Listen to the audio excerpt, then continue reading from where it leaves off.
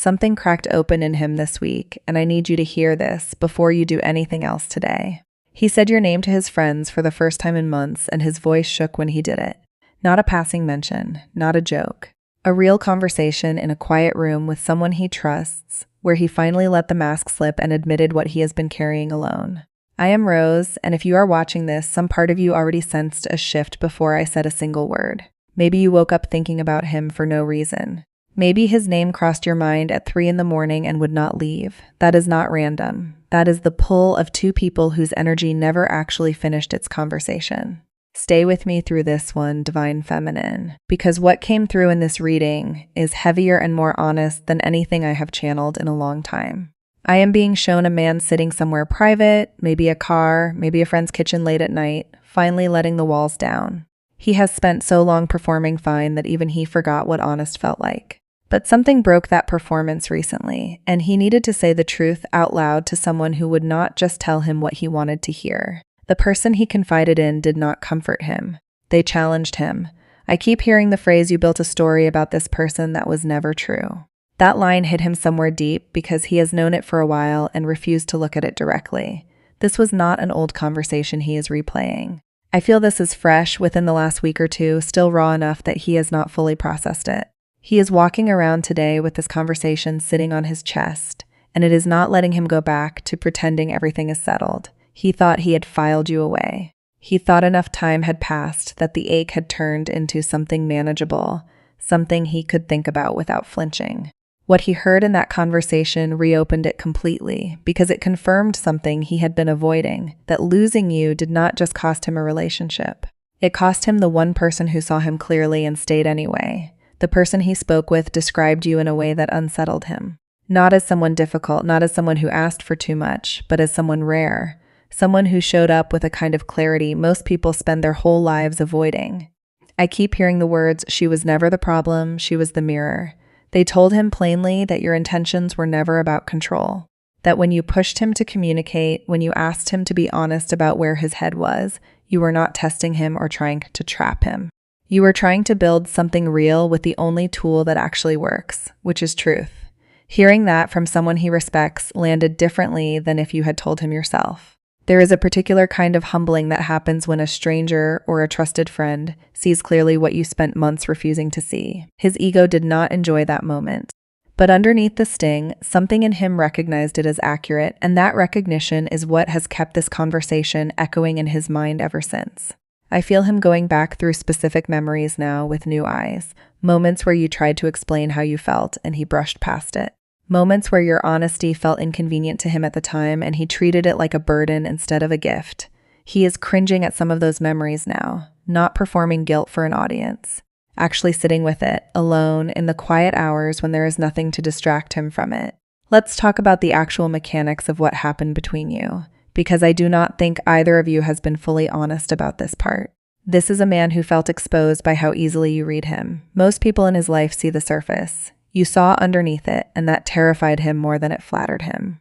Instead of leaning into being known, he armored up. He started interpreting your honesty as an attack. He built a case against you using evidence that came entirely from his own fear, not from anything you actually did.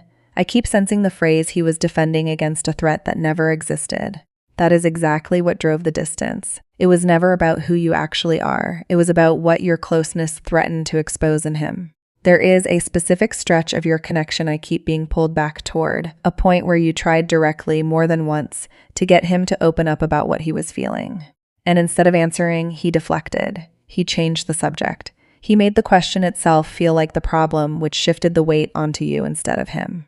That pattern is not unusual, and I want to be clear that it does not make either of you the villain in this. But it also was not building anything sustainable. Every time he avoided the honest answer, it taught you that opening up to him was not safe. And it taught him that avoidance worked, that he could dodge vulnerability by making the asking feel like the offense. I feel there was one particular night, closer to when things ended, where you gave him a real final opening. A moment where you asked plainly, and he had every chance to meet you there. He let it pass, and I sensed that was the quiet turning point for you. Not dramatic, no explosion, no confrontation, just a private decision that something had shifted permanently in how you saw him. He felt that shift even though you never said a word about it out loud. He felt your efforts start to thin, your patience start to run dry, and instead of asking what changed, he let the space between you grow because facing it directly scared him more than losing you slowly did. None of this fear came from you, I feel that clearly. It came from somewhere earlier, an old experience where being open with someone led to him getting hurt, dismissed, or made to feel small for caring too much. That experience taught him a lesson that was never true, that the only safe way to love someone is to keep one foot near the exit at all times. He carried that lesson into whatever you two built without ever stopping to question if it was even accurate. And without meaning to, simply by staying consistent and honest even when he pulled back, you tested that old belief every single day you were together. Every time you chose to stay instead of walk away first, it chipped away at a foundation he had built his entire emotional life on. He never told you this was happening. I do not think he had the language for it at the time. But I feel it was happening the whole time you were together, a slow unraveling of a belief system he did not yet know how to replace with something healthier. This is a more sensitive man than almost anyone in his life realizes. He processes things alone, late at night, in silence, in places no one else can see. He built an identity around not needing anyone, around being the steady one, the unaffected one, and you were the exception that identity could never fully explain. The peace you brought him, he pushed away at the time, because accepting it meant admitting he needed something outside himself, and that admission felt like weakness to him. He understands now how much he threw away by refusing what you offered while it was right in front of him. Since the distance grew between you, this man has been on a path that has nothing directly to do with you, and everything to do with becoming someone capable of receiving what you were offering. I see him putting real energy into his work, into building something stable, something he can actually stand behind. Part of that drive comes from wanting to prove to himself that he is capable of consistency, not just in a relationship, but in his own life first. Losing you triggered something in him that nothing else had managed to trigger. A real reckoning with who he had become and who he actually wants to be. This growth has cost him things. Old habits that used to feel comfortable no longer fit. Relationships with people who liked him better guarded and closed off. He has had to release an identity that once felt protective, the idea that needing no one made him strong.